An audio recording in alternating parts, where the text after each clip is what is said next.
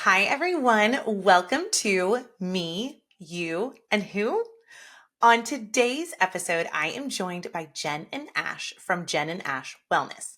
They eat, sleep, and breathe empowering women through wellness, nutrition, and fitness. In this episode, we explore how understanding whole health can make a difference, particularly during pregnancy and postpartum. Jenn and Ash share practical tips on navigating nutrition, managing stress, and building healthy habits while emphasizing the importance of self-care, community, and giving yourself grace. Wherever you are on your wellness journey, this episode is packed with inspiration and actionable advice. Enjoy! Me, you, and who?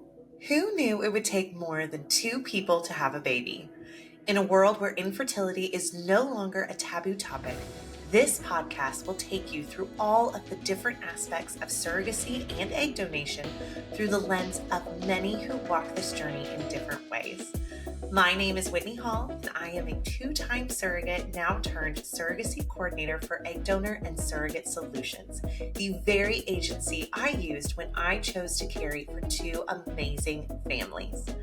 With this podcast, it is our goal to help guide and support you as you learn about what it takes to grow a family in an alternative way, as well as hear inspiring and beautiful stories of how this path has changed lives forever.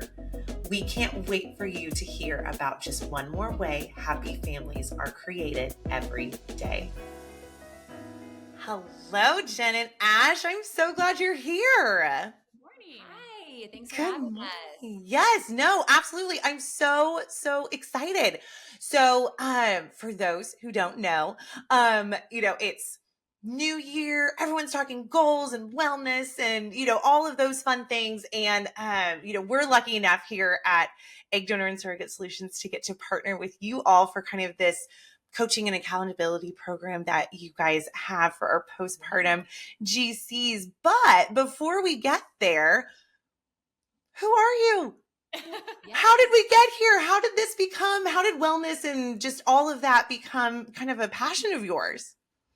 Yeah. Well, thanks for having us. We are so excited to be here all times of the year, but especially this time of year, there's a natural rhythm of just taking some time to focus on yourself Absolutely. and kind of maybe what that looks like. So we love it. And if you're listening to this later and it's June, you can still do that. Absolutely. Right? Listening, as it goes live. Yeah, we're excited. And I'm Jenn Morosco, live in Kansas City with my 4 kids, my husband, and 2 dogs that I only like half the time. There you go. One of them did pee in the house this morning. So, then we don't like him today. right? I mean, just Yeah. once a day. Ashley knows Yeah.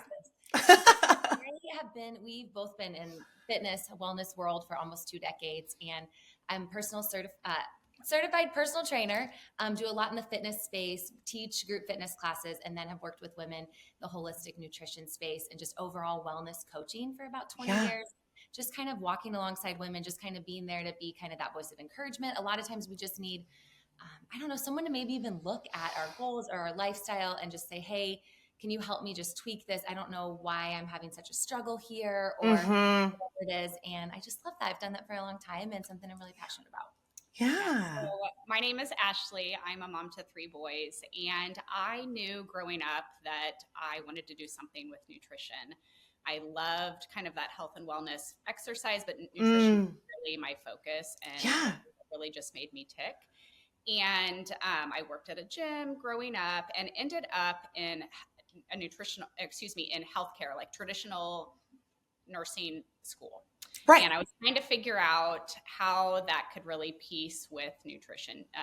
Nursing just felt like a really natural thing to do. I could focus on education. I could still sprinkle in some of that nutrition education how I wanted. And I went through that schooling and I ended up working at a local pediatric hospital. I worked with diabetic patients and I helped them learn how to give themselves insulin and how to work with carbohydrates and all of that. And so it felt really good, but ultimately I felt a call to do more. I really wanted to focus on the prevention side instead of that symptom management. Oh, love that. Yeah, and I ended up actually kind of simultaneously going through some personal stuff with my oldest son, and it dove me really deep into kind of a holistic mindset and really thinking about healthcare differently. So fast forward, lots of self-learning, lots of Yeah. additional certifications, and meeting Jen, and it was just kind of a good partnership to work together and kind of complement each other and help support women on their journey. Oh, I love that. I love that. So to just because we're talking about the nutrition part and I know as part of the programs and things that you offer, I hear and see the big word macros, and I have to like, what is that? Right. It's one of my favorite questions. I can't tell you how much I'll talk about macros, and I'll get a message from a friend that's like, "You've said this word for a year. What does it mean?" Yes. Yeah. So do you wanna? Yeah, so macronutrients. So macro is just kind of the shortened abbreviation Sure. of the three big types of foods that we consume. So Okay. protein, carbohydrates, and fats. And then there are micronutrients, which are all of those vitamins, minerals, and all of the other kind of smaller things. So it's basically different ways to categorize food. And most foods are not going to be a single macronutrient. So, for example, like peanut butter, that is a protein and a fat. And so we work with women to help them kind of understand what a macronutrient is, and then kind of their role in supporting your body, and then how can you use them together to give yourself the most energy and balance your mood and sustain you in your day-to-day actions of being a busy mom. Yeah. I mean, I would add to that. I think the best part is for years coaching women kind of stuck on this like calorie deficit, right? So people want to make change and you want to give them something tangible, but all you can really say is like, okay, put these foods in your bodies, but you got to be in a calorie deficit. And that was hard because I think it takes the focus off of fueling your body well and on to depriving your body. Yeah. And so what I love about macros, as complicated as it could feel at first when you're like, Sure. oh, this is new to me, I don't get it, is you're really just learning how to fuel up to a goal instead of saying, oh, no, you can't have that, like hold back. So it's hard to explain, but most women tell us, are you sure I can be eating this much? Like I'm eating so much. And we're like, yeah, your body actually needs a lot of fuel. Fuel is energy, like exactly. that is what gets you through the day. You need to eat. We were Yeah. created to eat. Calories is not a bad word. Calories, it means energy. Yes. So we're just trying to help women really see that, like, when you focus on putting good food in your body, and so there's not a lot of room left, right, for the junk, but you can still have it, like enjoy, and we want you to live your life. And oh yeah, absolutely, that's spirit food right there. It is, yeah, it's just a gift from the Lord. No, I love that. So yeah, mindset. For sure. And I think that kind of leads into kind of this idea that you all have of whole health. Yeah. So, you kind of touched on it a little bit. I know, growing up and just obviously so much has changed so much is always changing in the health fitness world, but so much has changed from, the 90s to now for sure. And, what is specifically geared or advertised to women and things like that. And so tell me a little bit about your meaning of what you mean by whole health. Good question. Do you want me to start? Yeah, sure. So we think about, I think a lot of people, for example, like in the 80s, it was focus on exercise. As long as you are doing your cardio, you are healthy, you are doing good. Yes. Tight sweatbands abound. Yes. Right. Learned and stepped back and teach through a different lens. So we really have 5 pillars that we look at that really the goal is all of those are in a pretty good optimal state to really support you, So fuel, movement, sleep, stress, and your environment. And so we can certainly dive into those if you want, but really it's a whole body approach, not just what you're eating or how much you're spending time on the treadmill, if that makes sense. Yeah. And thank goodness there's kind of a cultural shift to this too. You know, I remember 15 years ago when I was coaching women, it was unique to say mind, body, soul is all connected. Right. And now there is more awareness around the fact that, we are just so interconnected, right? Your sleep impacts how you fuel yourself. Your fuel impacts your muscle impacts your mental health. Your mental health impacts your spiritual health or your emotional health or your sleep. It all it just makes a big circle. Absolutely. Absolutely. No, for sure. Well, so obviously I know, women have been kind of your focus and, of course we, again, are lucky enough to get to partner with you all for kind of the postpartum track of things. But for pregnancy in general, either as you're, in our case, gearing up for a transfer day or, pregnancy throughout, and then of course the kind of the postpartum, what would you say are maybe some of the more like common misconceptions that you hear for health and wellness during pregnancy specifically, I would say? Ooh, that's a good one. One of the biggest ones I feel like I hear is that, you can't work out or you got to scale it back. Or that Mm. you need a really big increase in the amount of fuel you're consuming. Okay. You actually don't need as big of an increase as you think that you do. Yeah. What they say, it's about 500 calories. So what that could be, an extra sandwich. It could be a Love handful it. of nuts, and that's going to vary by woman, and that's going to be something her and her doctor probably need to discuss. But Yeah. it's not as much as you would think. And you can keep anything you did before pregnancy. In most cases, if your doctor, of course, all of this is the caveat of each pregnancy and situation is different. But for Absolutely. most women, they are able to continue whatever they were doing before. And I've actually seen a lot of women have big muscle gains and even gains during their pregnancy because that was something that they were focusing on, which is awesome to see. Because for so long it was just like sit on the couch, do nothing but eat bonbons, which that might be what you want to do during pregnancy, and that might work for you, and that's okay too. But it's really just good to feel empowered with the fact that you can just keep doing the things you were doing and living your life, and you're actually probably going to have a better pregnancy and better labor if you're able to move your body and fuel your body well. Sure. Absolutely. And really, just to kind of summarize, it's looking at your baseline. So individualizing it really for you. There are women who run marathons when they're pregnant because they were big runners before. If you were lifting weights, now we wouldn't recommend you go and start those things, of course. There you go. You are fueling well and you are taking care of your body, and more importantly, listening to your body. Like if something doesn't feel right, it's that tap on the shoulder is there for a reason, and really trying to kind of get in tune with that and stepping back and allowing yourself grace and rest while still maintaining those things that are important to you, knowing that huge transformational shift that your body is going through. And maybe, you're not going to be doing HIIT workouts at 6 a.m. No, thank you. The body is telling you, well, maybe you could do a shorter one and in the afternoon and still kind of maintain that same level of exercise, but you maybe have to tweak it and do it differently. So again, sure. Body. Yeah. No guilt if you need to just have a saltine cracker and not make it to that workout for that first trimester. Oh my gosh, it's all you. I lived on saltines the first trimester. Yes. Yeah.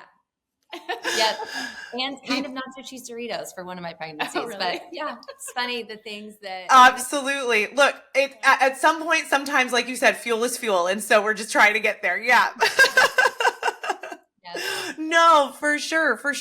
What would you say are maybe some, you kind of mentioned it before, if you were a runner before, then absolutely, it totally makes sense that you continue to run, during pregnancy. But if you get pregnant and then maybe let's not decide right then and there that now is going to be whenever you start your CrossFit journey.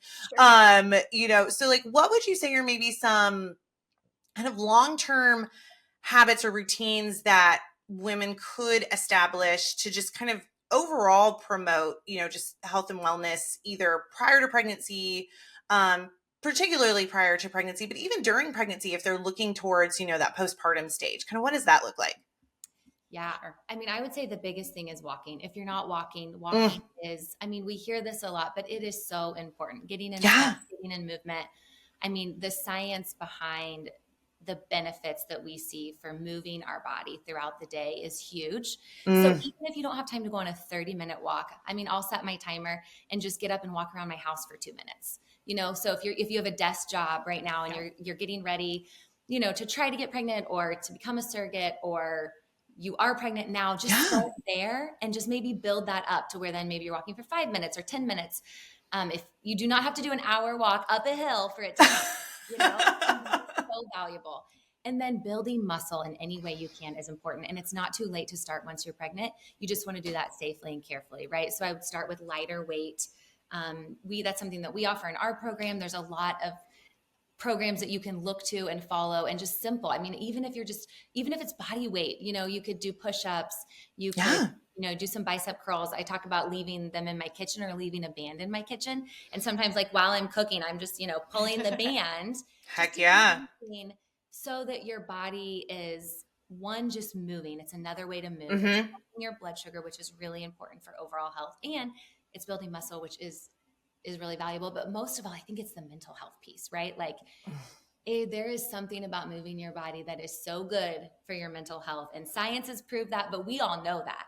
Like anecdotally, you've experienced that, right? You're having a crummy day and you go, 100%.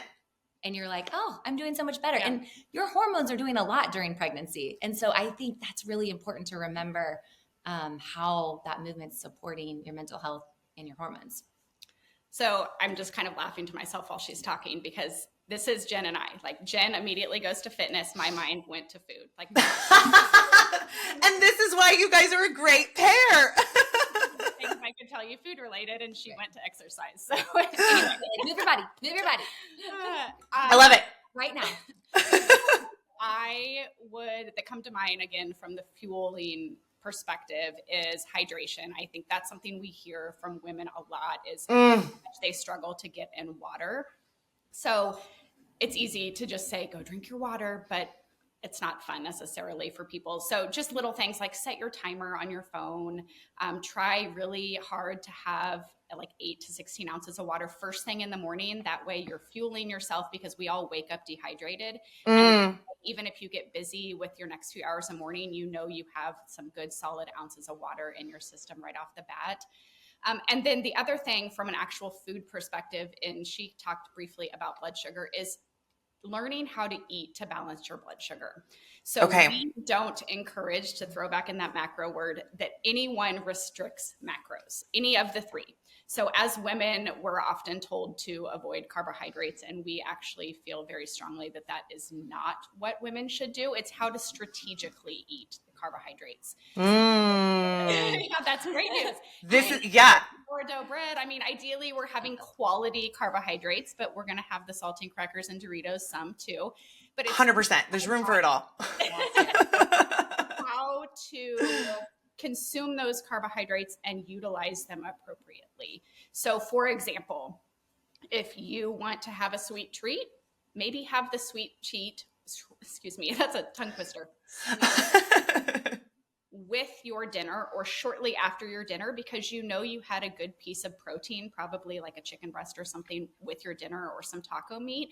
And that's going to sustain a more kind of normalized blood sugar curve versus waiting a few hours later to have your dessert, and then your blood sugar goes like this. And then within 45 minutes to an hour, you're crashed, you're craving more, you're tired, you're sluggish, energy. So it's how can we teach you to do that in a way, again, that's going to support optimal utilization of those sugars that you're having from those carbohydrates.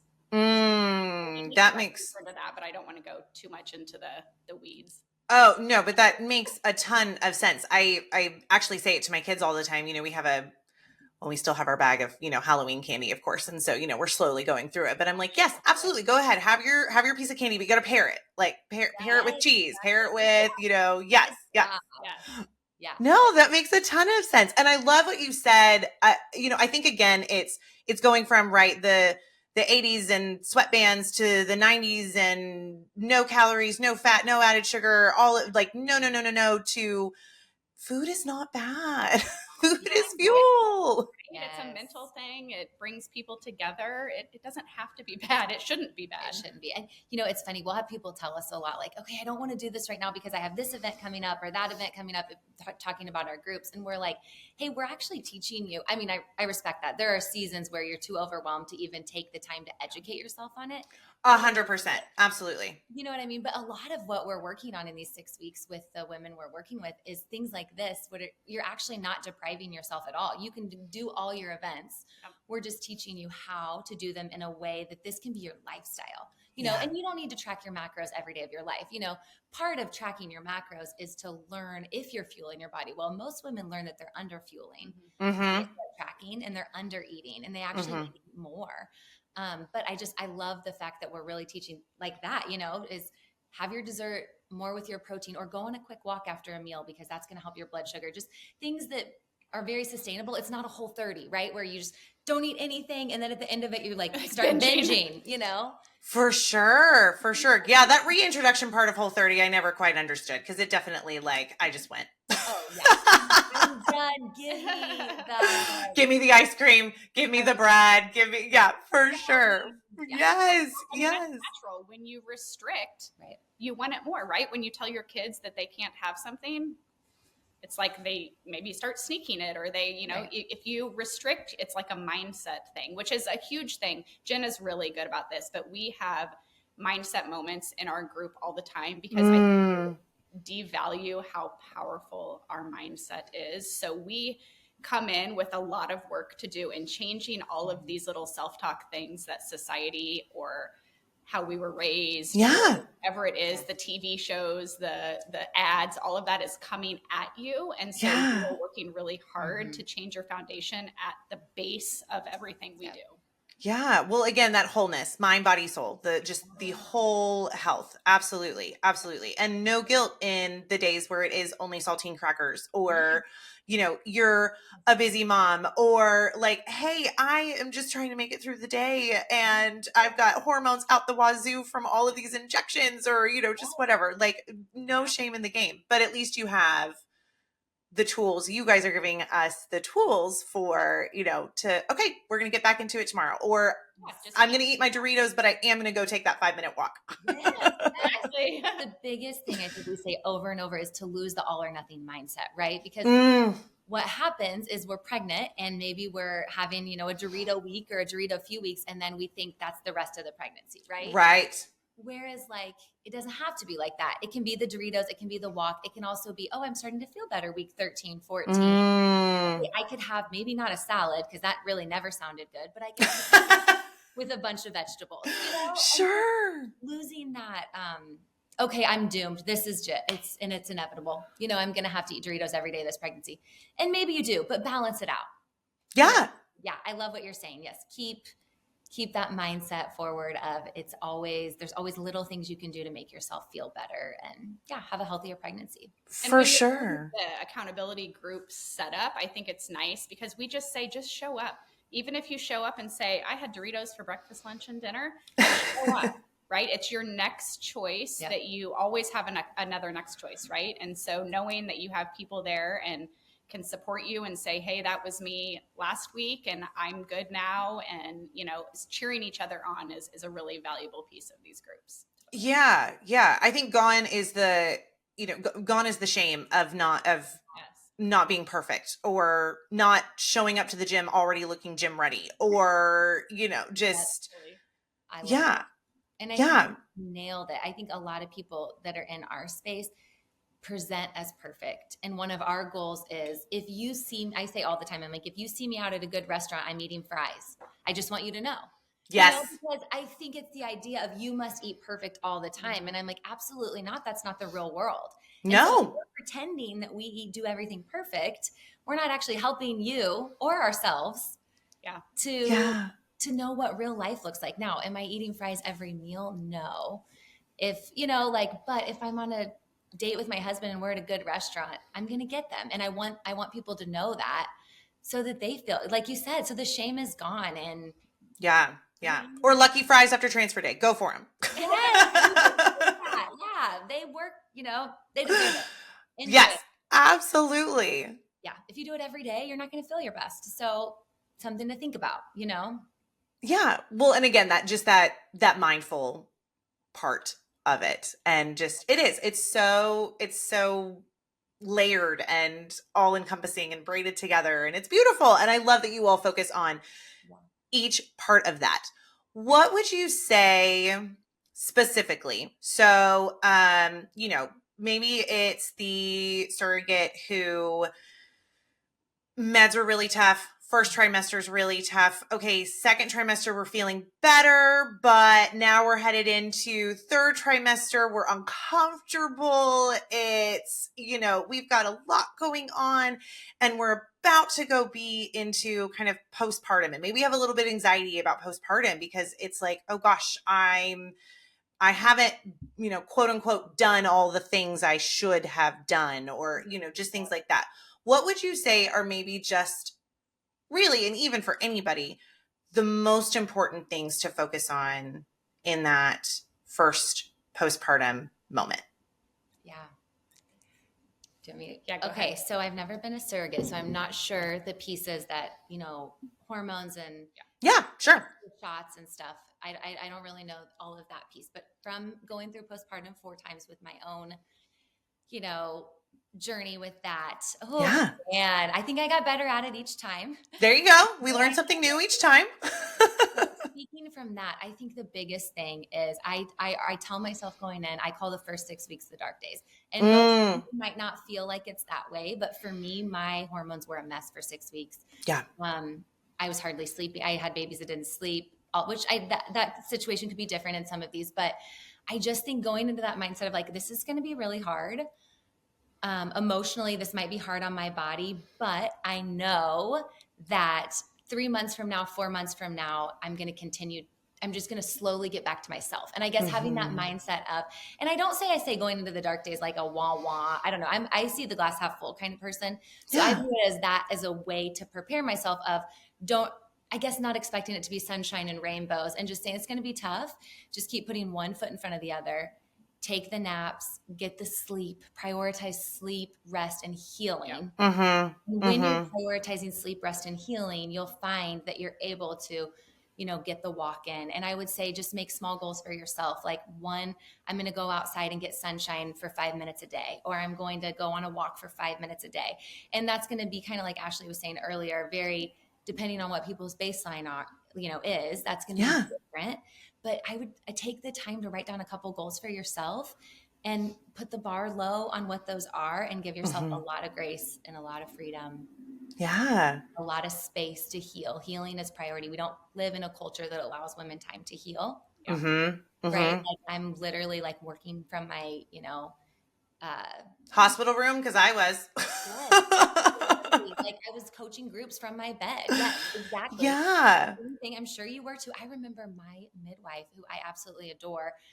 We had babies around the same time, and I went to visit her in her room, and she was working from her bed too. And I was like, this is our culture. Yeah. And when it hit Stop me, it. Yeah. Well, and I think too, the, kind of that added level for surrogates, especially is, oh, well, I don't have the newborn at home who is keeping me awake, and my family nothing stops. Like I just did kind of this really big, huge thing, but I come home and home is still home, and there are expectations for me as a mom.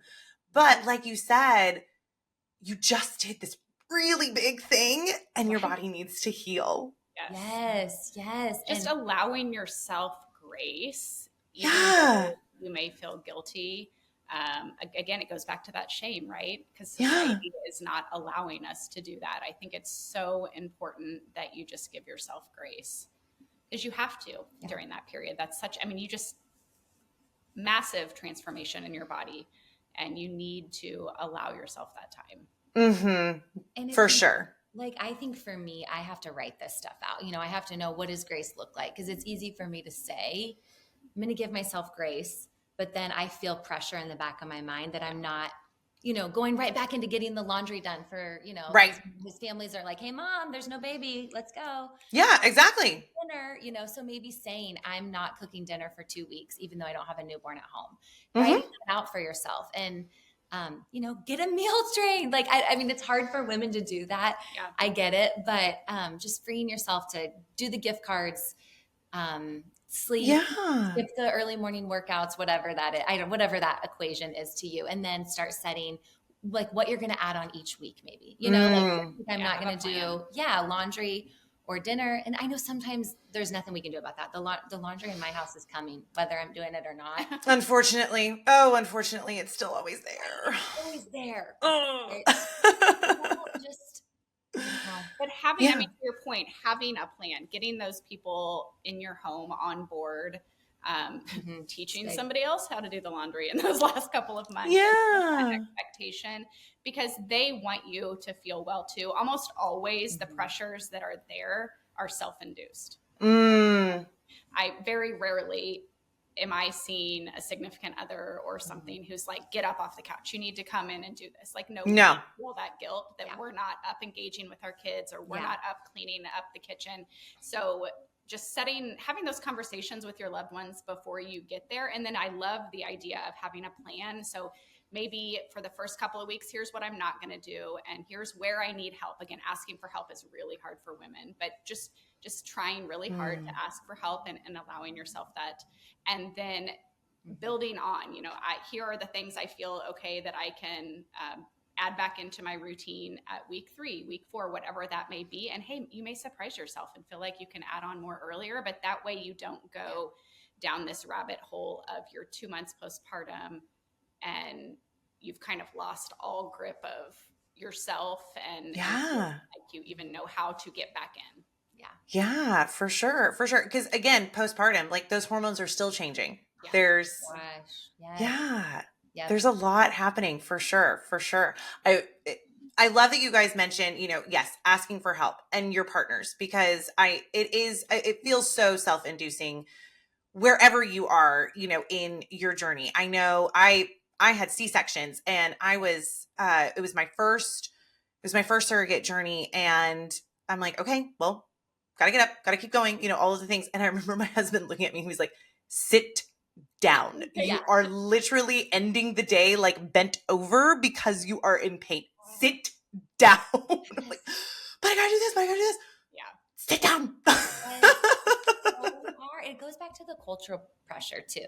I just think like sometimes I think about other cultures or even, 200 years ago, I'm like, I feel like when women had babies, they probably just like laid with the baby in the tent for, hours and days. Like, I don't know. There wasn't social media showing the mom that just had the baby, like out on the walk. Sure. Whatever. I don't know. I don't know exactly what happened, but I imagine it cannot be like it is in our culture. That's just like, get right. Gotta keep going. And especially if you don't have, the baby in your home after, then you're really feeling, well, that baby's that reminder of like, hey, you're forced to sit. You're forced to sit. But whenever you're a surrogate, like I said, your life keeps going. And so it's, you do, again, to your point, you do have to have that grace with yourself, and having that plan and, just things like that is so, so helpful. For now, we have surrogates who, not every surrogate, but a lot of surrogates will pump for intended parents. And so, I guess maybe this is more of a question for you, Ash, but what does kind of that nutritional aspect look like as you're recovering? You have some of these health goals in mind, but also you're pumping, and that's a whole different calorie fun happening. Well, I think we kind of hit on a couple of big things. The hydration is going to be key. And yes. Just knowing how much you're eating. So it's funny, we run groups where we teach people how to macro track, but then we actually don't encourage macro tracking for the long haul. But it gives you really objective information about what you're actually consuming, because most of us, I think, like to what Jen said, most women undereat, but there are definitely women that go the other end, and you don't really have a good grasp on what you're consuming. So when we have women come through, we tweak their macros based on if they're breastfeeding, how far postpartum they are, but just making sure you're getting enough fuel, and enough fuel early in the morning. That's a big kind of shift in society. I feel like intermittent fasting is a big thing that has gained popularity. Mm-hmm. And we are 100% advocates for digestive rest. You need a period of time where your body is not eating so that it can do the repair and regeneration and all of those things, help support our hormones, get us into a good night's sleep. But what we find women doing is they'll eat up until 9 or 10 o'clock at night, and then they're not eating again until 12 o'clock the next day. So Mm. really being mindful of making sure you're eating pretty soon after you can, or after you wake up if you can. And if you don't feel like eating a meal, because sometimes the actual act of eating, making a meal, and it sounds silly, but even just the chewing for some people in the mornings, it's like, I don't have a desire to eat a meal. Yeah, sure. Yeah. Find a protein powder or a shake or a smoothie, because that's a really easy way to throw so much nutrient dense, heavy quality food into that first meal. And that Mm-hmm. first meal of the day is what sets your blood sugar. And again, which impacts your cravings, your hormones, your energy, all Sure. those things for the entire day. So I would say think about timing of your eating, just having awareness of that, making sure you're eating some good solid meals, Mm-hmm. snacks, and keeping that hydration up. Yeah. Oh gosh, hydration. I was the worst with hydration when it came to pumping. And you sit down and like you just immediately become thirsty as soon as you start. Yes. Always like, I need something. Electrolytes in, if we're in the summer, which I know we're not, you can think about hydration rich foods. So watermelon, cucumbers, those types as well. Just any way you can add in hydration is going to keep your pumps or your milk supply up, but then Yeah. support all of your cells in your body as well. Yeah. Yeah, for sure. I think sleep helps everything. And especially if you don't have a newborn in your home, but still sometimes your hormones make it hard to sleep, right? Or your rhythms or the stress that you're feeling. There can be other factors. So definitely Absolutely. know that, and I'm sure you've experienced this, know that even if a baby's not keeping you up, there's other things that keep you up, right? And so just really prioritizing, that's part of eating earlier in the day. That actually helps you sleep. If you've kind of stopped eating 2 to 3 hours before it's time to go to bed, it helps your body even wind down. I don't know, adding in like a sleepy time. I don't know, some people don't like you to drink before bed because then you might have to use the restroom at night, but I think well, right. I mean, priorities. If it's the hydration, then get it in. So I think yeah. that's important. And then I think I could always tell my milk supply if I wasn't getting enough fuel. Yeah. It's like, oh, I had a harder time. So I love that some women are able to pump and, continue to be a part of, just helping. Yeah, it's just one more way that they're giving. Absolutely. No, it's fantastic. But but this is such vital information, for that part of the journey and, just in general, for sure. Right. What, if you could give just one piece of advice for a woman preparing for pregnancy, that transfer day, yay, and your transfer day prize, or, as you're preparing for postpartum, or even if you are postpartum right now and you are, kind of needing a little bit of direction, what is maybe a piece of advice that you would give? Oh, I know there's so many. In regards to like what they could be doing to support their health. Absolutely. Oh, I'm not good at one. 2 things came to mind. Go for it. Do 2. Well, I know we've kind of been a broken record, but I think eating to balance your blood sugar is the number one most underrated thing from a fuel perspective. Yeah. Because that is affecting everything. I mean, how many women who end up with, gestational diabetes and those type of things, but even outside of that, having a stable blood sugar is going to keep inflammation down in your body, help you maintain a healthier weight. It just affects so much. So I'll just kind of recap some of the things we talked about, like having a protein rich breakfast. So I love a shake and smoothie. Jen and I argue about this all the time. You won't catch her cleaning a blender. But to eggs, cleaning blenders. I don't know why. It's hard, the blade. In the morning. Oh, you guys. 20 to 30 grams is kind of a goal for in the morning. And There you go. eggs are, one egg is 6 grams. So that's a lot of eggs to eat in the morning in order to get you to that goal. So again, that's why I'm pro smoothies and shakes. It's easy. You can do them on the go. You can prep them the night before. You can throw in all sorts of good things. Yeah. It gets you to that goal quickly. And then throughout the day, just making sure anytime you have carbohydrates, you are pairing those with a protein or a fat. Are kind of two easy ways to balance your blood sugar from a food perspective. And then I think the most underrated piece of like the holistic pillars is the sleep and stress management. Just really, it's annoying.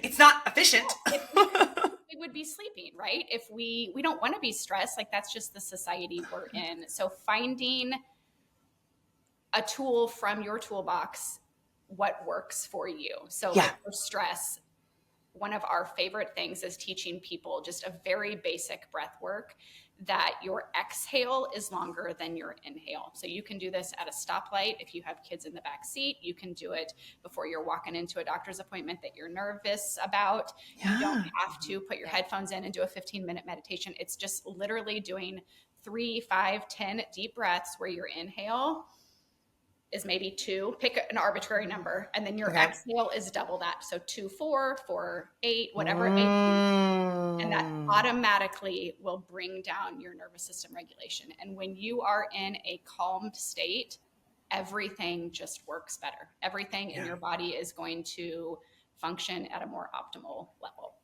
So I don't know if that's your question, but that's the 2 places I went. Do you have anything to add? I mean, mine kind of goes on with that. I think there's a lot of different things that are going to help different women, right? Sure. But of course, in my mind, it's like mental health. Like if your mental health is good, so if you're, able to have some sort of stress management, hormones are going crazy, like we've talked about. So of course, for me, the best thing that I think helps most people's mental health is moving your body. Yeah, there we go. Of course, I'm going that way. But you very rarely hear someone be like, "Oh, I just went on a walk outside and it was awful."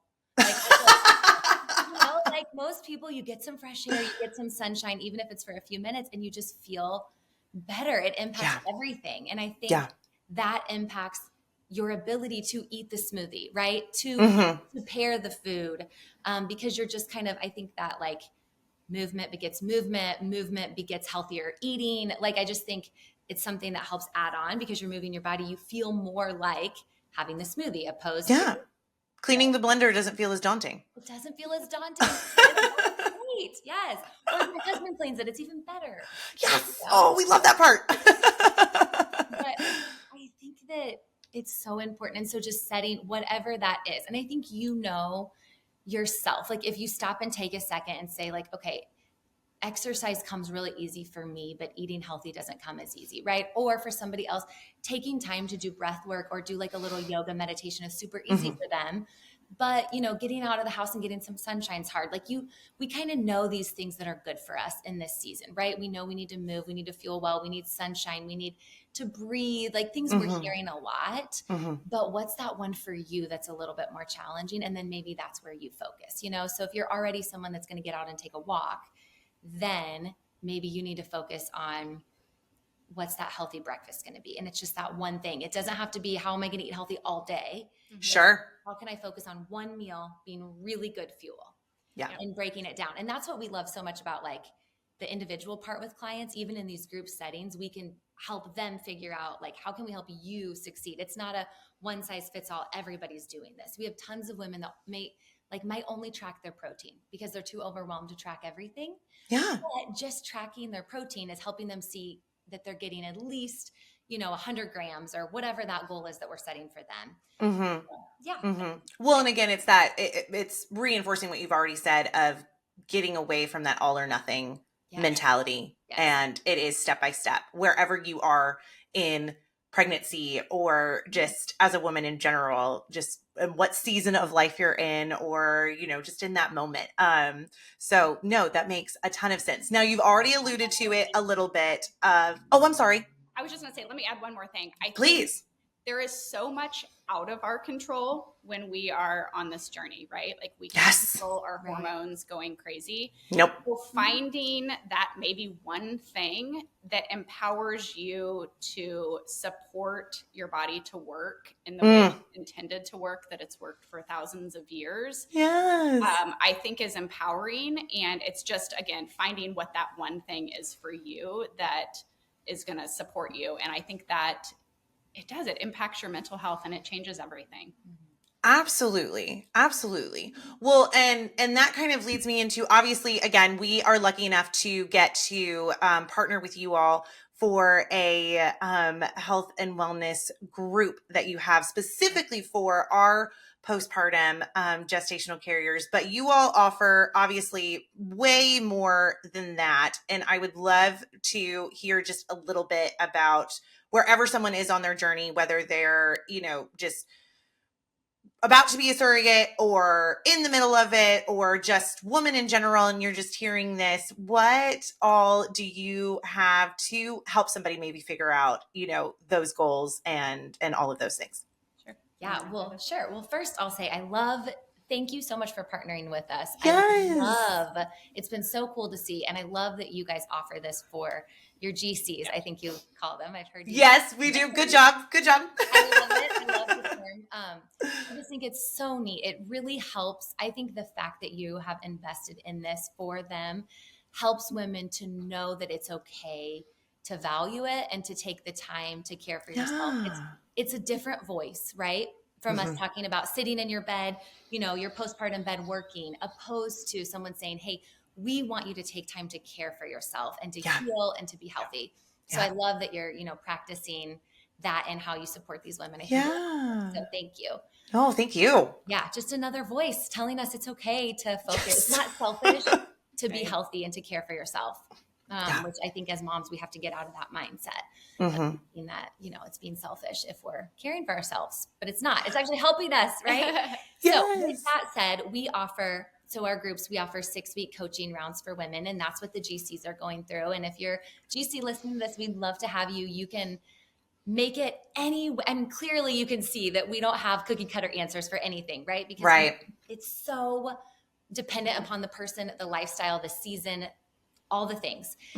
So even within those groups, we can do that. And those give you a daily accountability, daily coaching.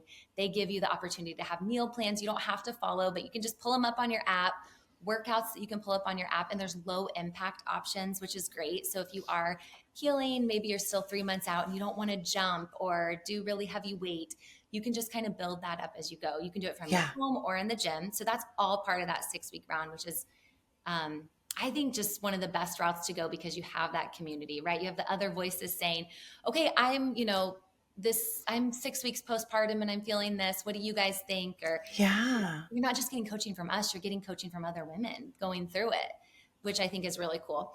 And then we also offer, just kind of as a baseline for people that are kind of wanting to figure out how to fuel up to their body, we offer just a macro plan. So they'll just give us basic information. It's not paired with coaching.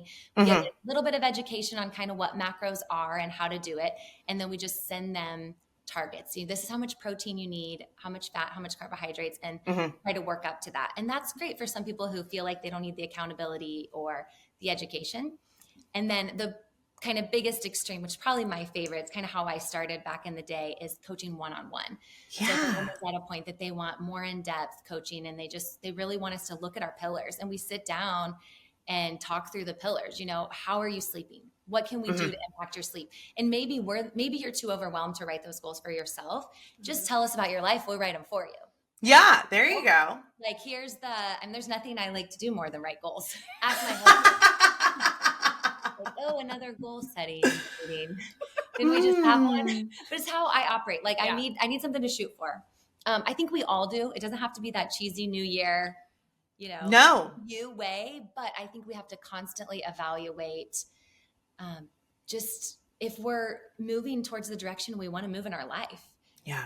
Right. Yeah. So many times we're half present in where we are and where we're going. I think there's a business isn't going to not have a business plan, right? They're goals. They have things they're working towards. And I think even for me, I have goals as a mom. I literally have a goal to get one-on-one time with each of my kids every week, even if it's 1 minute. There you You go. know?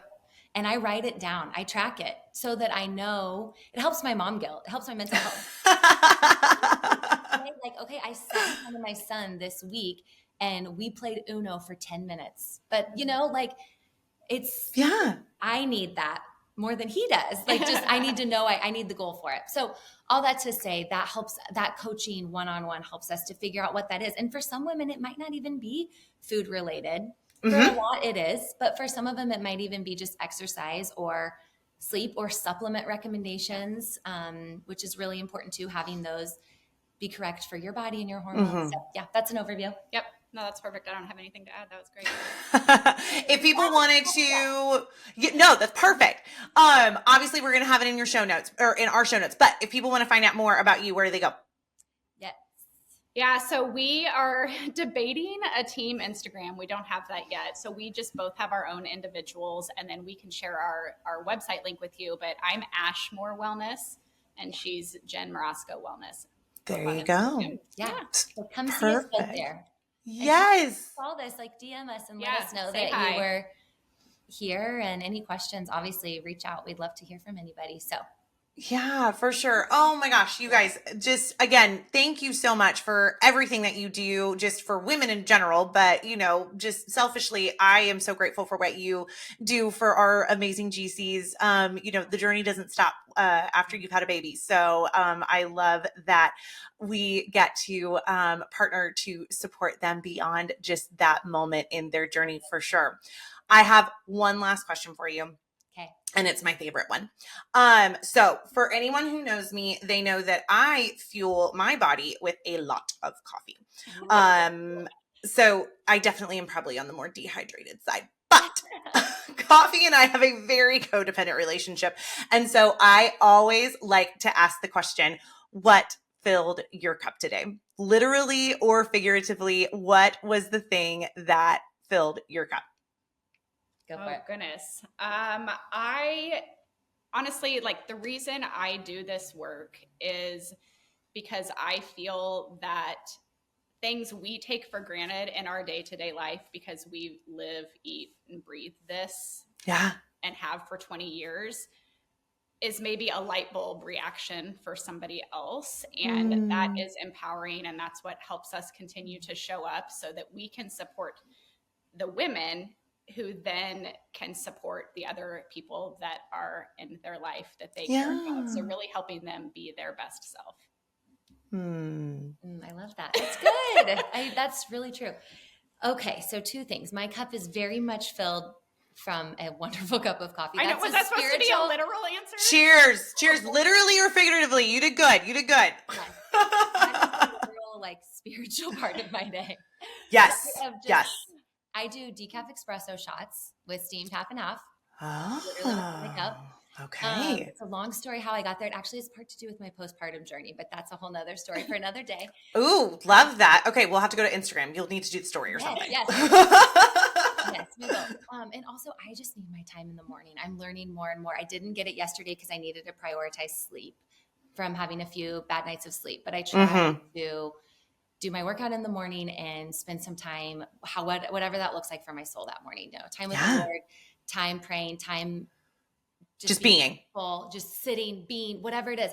Yeah. And even freeing myself for that to be 2 minutes, if that's what it is. And that is, I am finding, especially from not doing it yesterday versus today, how much it is the actual best way my cup fills up. So absolutely. While doing it, right? Oh, that's the best part when the coffee comes with it. Oh, great question. So she's very basic. I get the Seattle's Best, but it's the fair trade one. It's the only one that I can find in my grocery store that's fair trade, but still just in a regular grocery store. Yes. So I do that. And then right now it has a lovely seasonal peppermint white chocolate, little splash of cream, and some collagen because the hair. Yes. So yeah. Mine this morning too. Yeah. There you go. Absolutely. So yes. Thank you. It's so fun. I think you're only my second guest to ask me what's in my cup. So well, and I also want to know, do you have That's your literal. Do you have a figurative or another way? Oh, such a great question. So it sounds so silly, but I'm in Houston and it is always hot no matter what time of year. And we just happen to be living our best cold front lives at the moment. And I walked out the door this morning to let the dog out, and it was so just refreshing. And it's like that cold that hits you and then just fills you up with energy. You're just like, oh, this is going to be a great day. No matter what, it's just going to be a great day. I felt that about the cold. Yeah. Yes. Yes. I miss my four seasons. I mean, I'm a native Texan. I'm a Houston girl for sure. But for the brief moment in time where I got to be in Missouri, and I'm, walking on campus and I'm crunching leaves and there's snow and stuff, I was like, yes, I am Rory Gilmore in this moment. I am living my best life. Yes. So yeah, the cold season is really cool. brings me joy. It brings me joy. I love knowing what's in your cup. Oh, thank you. Thank you so much. No, and I love that we just got to talk about all of this. And again, I mean, just supporting women in general is just, such a shared passion, obviously. And I love that we get to do this together in this way. And I'm so grateful for, just all that you guys are doing. And thank you for your time. Yeah, thank you for your guys. Yeah, exactly. Cheers. Thank you so much for joining us on this episode of Me, You, and Who. We appreciate your time and hope you enjoyed our discussion today. As we wrap, we would like to remind you of some of the ways that you can stay connected with us and be part of the Me, You, and Who podcast community. Firstly, if you haven't already, make sure to subscribe to our podcast on your favorite platform. Hit that subscribe button so you never miss an episode and can stay up to date with our latest content. But that's not all. We also have an exciting YouTube channel where we share some bonus content, behind the scenes glimpses, and video versions of our episodes.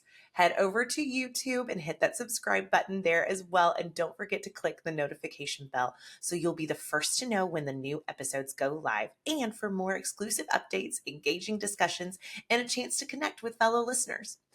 Be sure to follow us on our social media accounts.